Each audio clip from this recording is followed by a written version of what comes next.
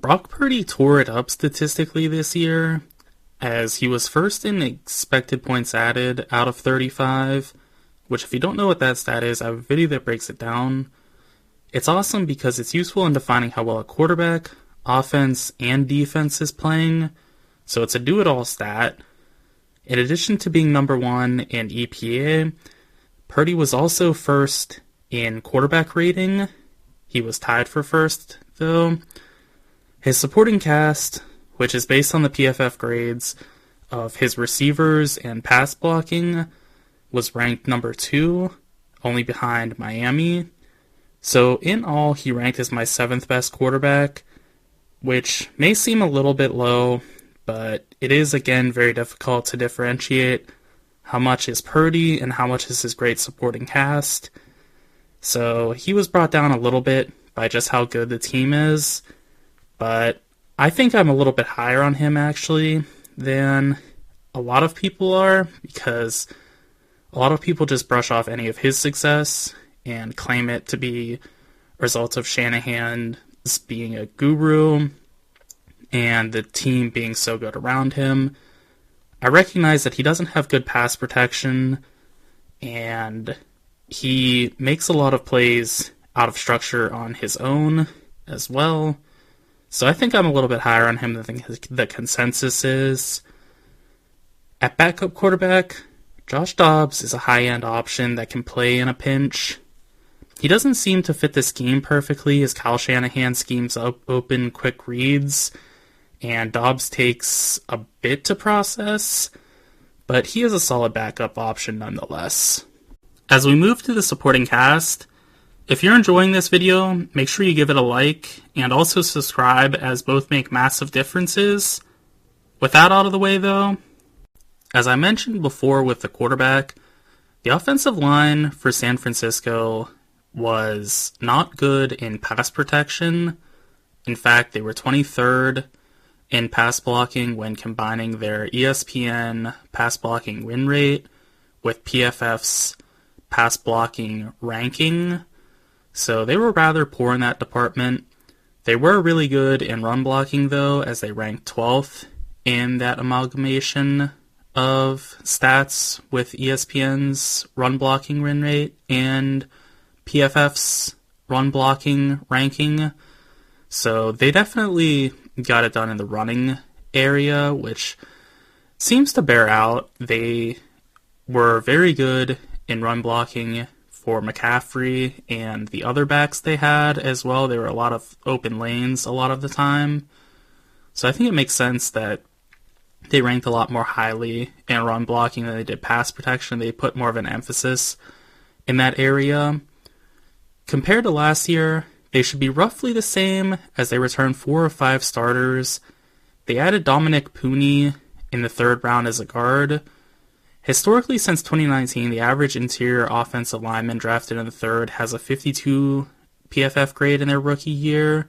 So he should roughly be the 98th best interior offensive lineman out of 128. That's a lot of speculation. That's difficult to project because every player is different. They're going to hit their stride at a different point. But if he's average for being a 3rd round interior offensive lineman, that's where he's going to place. Their depth is good on the interior, as John Feliciano is hurt, but will start for Pooney when Feliciano returns. Spencer Burford is a solid backup too. He was 70th in PFF grade out of 88 guards, so not good, but fine for a backup. Regarding their weapons, they're as good as anyone in the league. Brandon Ayuk is elite. I think he's actually a little bit underrated because he put up statistically top 5 numbers, and he doesn't get talked about as a top 5 receiver though.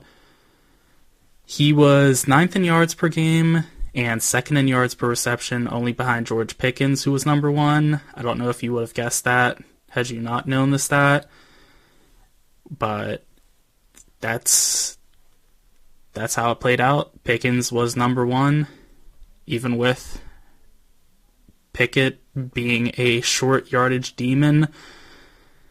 Ayuk it makes sense that he was second in yards per reception. He wins deep downfield with great proficiency. He also is an intermediate god and turns those gains into even longer ones because he's great after the catch. So it makes sense that he is so proficient in yards per reception. Similarly, but quite a bit differently as well, is Deebo Samuel, who had a great year, being 33rd in yards per game and 22nd in yards per reception. Deebo is like Ayuk in that they're great after the catch, and they're also really good run blockers that are super physical. But Samuel is not quite the player that Ayuk is, because Samuel can struggle a bit against man coverage, whereas Ayuk thrives in that area. So that's where they're different, but overall they're pretty similar players as a whole. Ayuk is a much better route runner, but holistically their archetype, I would say, is pretty similar. Jauan Jennings is a capable wide receiver third. He didn't put up good numbers. He was 146th in yards per game, which is a result of him just not getting targets. If you have Deebo Samuel, Brandon Ayuk, George Kittle, Christian McCaffrey, you're not going to be looking at Jauan Jennings, no offense to Jennings. So that makes sense. Jennings was efficient in the targets he did get, though. He was 32nd in yards per reception. So he was efficient as well. And speaking of Kittle, George Kittle might just be the best tight end in football now. He can block at a very high level, and receiving-wise, he was third in yards per game among tight ends and first in yards per reception among tight ends. That's elite stuff. I think we get a little bit carried away with saying that Kelsey can't block, because Kelsey can't block at a very high level for an inline tight end, but for a big slot, he can block rather nicely. Kittle, though, he blocks super well for an inline tight end. He's basically an extension of the offensive line. So, in that sense, there is a great difference between Kittle and Kelsey's blocking. But route running, I would say Kelsey. Kittle is not the most refined route runner. He runs a smaller route tree than Kelsey does. Kelsey just runs whatever the heck he wants to, and he has success with it. Kittle is a little bit more condensed in his route running, but give me Kittle over any tight end that isn't Kelsey. I'll clearly take Kittle over them, and I think I'd probably take Kittle at this point over Kelsey as well, but it's close.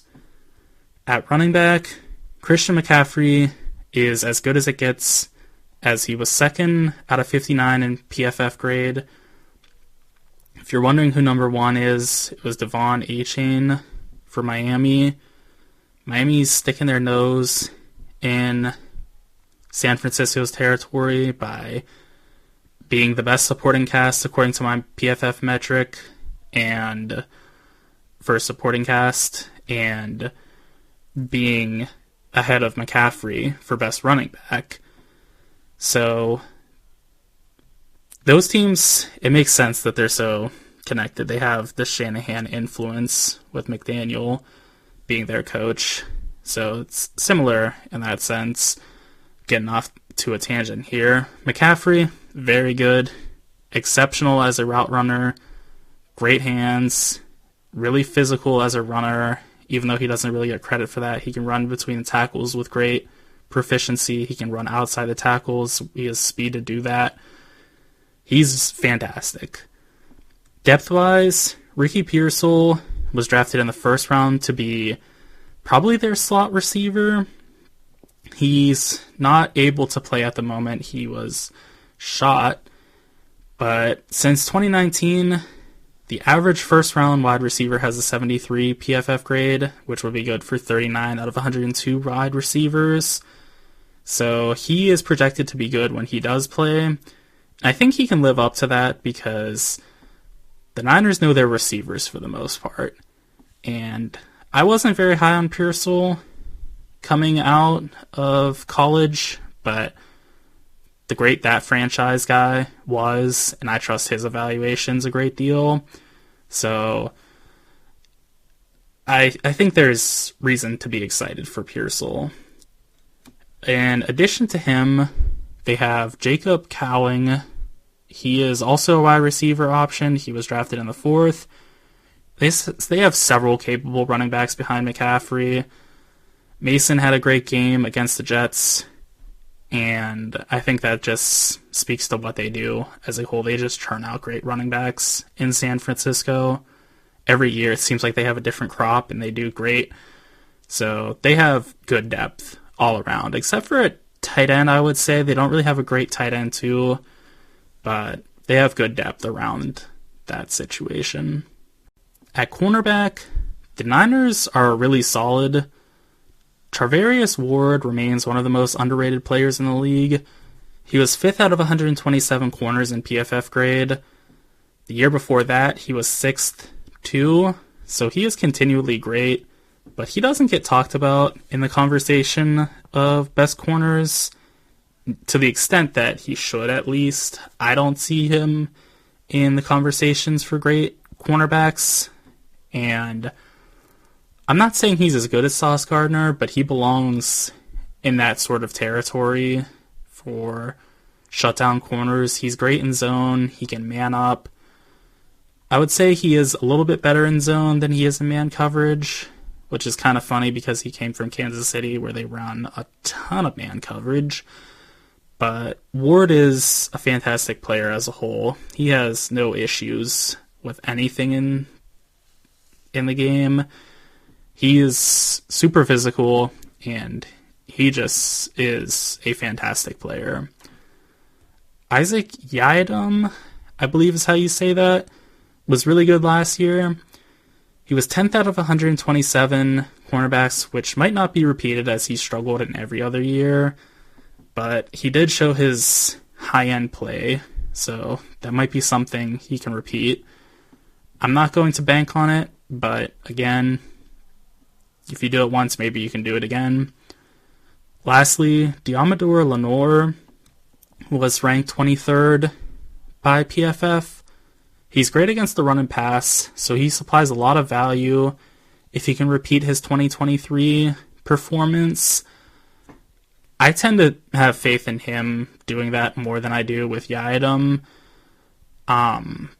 Lenore is pretty similar to Ward, I would say, in that they're super physical. The Niners don't really press a whole lot, but their physicality is seen in other ways. They're good against the run, and they're physical at the point of the catch, so they're really good players.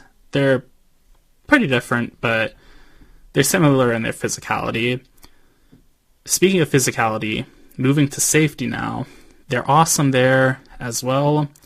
Talanoa Hufanga ranked 29th out of 95 safeties in PFF grade. He is best against the run, but he can stop the pass too. He's a little bit of a Troy Polamalu type. He seems to just march at the beat of his own drum, and it works a lot of the time. He is so aware of what's going on. He seems to read the play before it happens and is usually just in the perfect spot. He was 23rd out of 88 safeties the year before as well, so he's stacked together some really good years.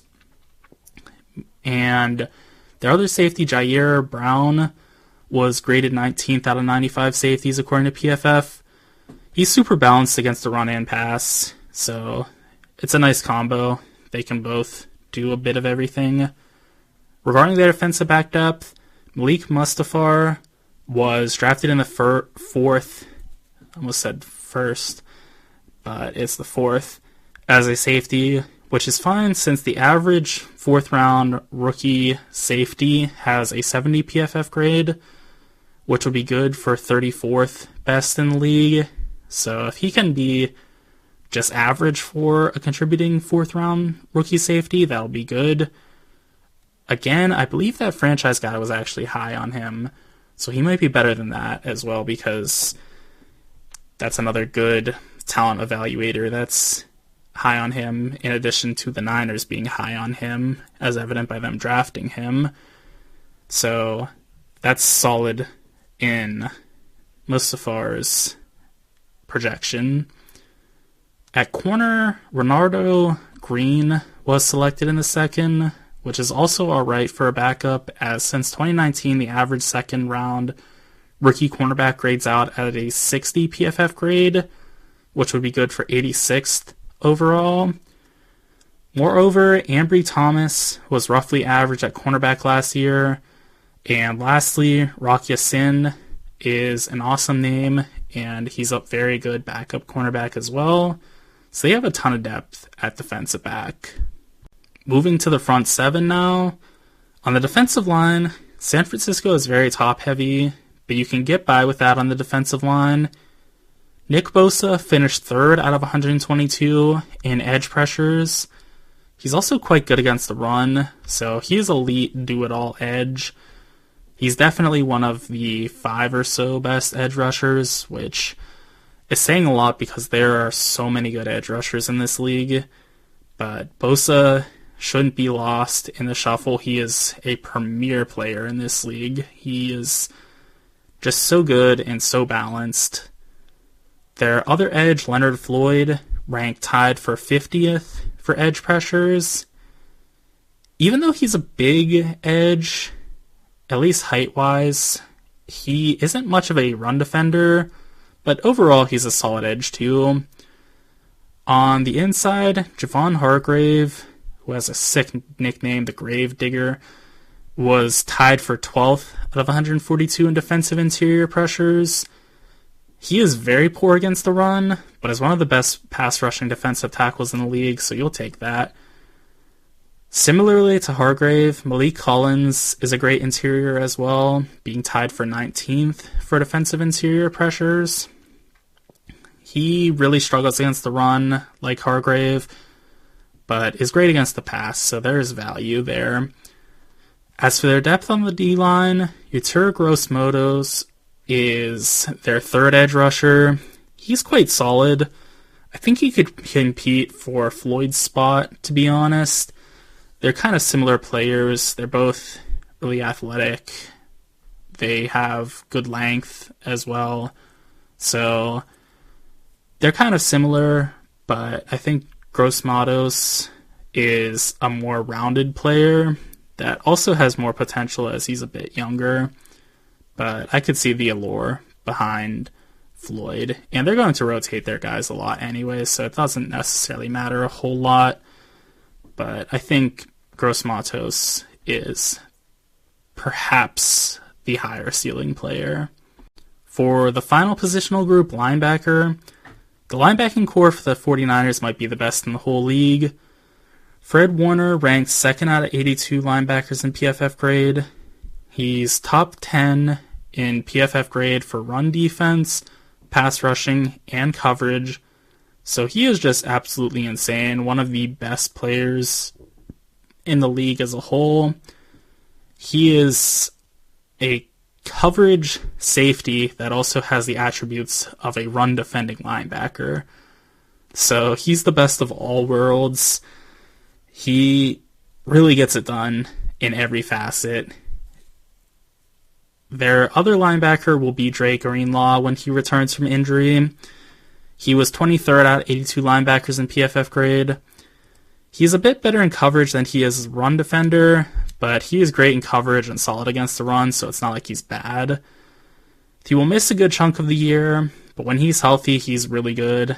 He's a good thumper as well. He hits really hard. He's very physical. A lot of these 49ers players are super physical. They wear you down. The second linebacker that will be playing for most of the year is Devondre Campbell from Green Bay. He was 47th in PFF grade. He's average in coverage, but pretty good in run defense. So he's a high-end third linebacker and a competent second linebacker overall. In all, San Francisco is definitively one of the best teams in the league. They have almost no weaknesses and possess great strengths. Brock Purdy is a very good quarterback, Their offensive line is poor in pass protection, but not the worst. And weapons-wise, they're as good as anyone, and super deep, too.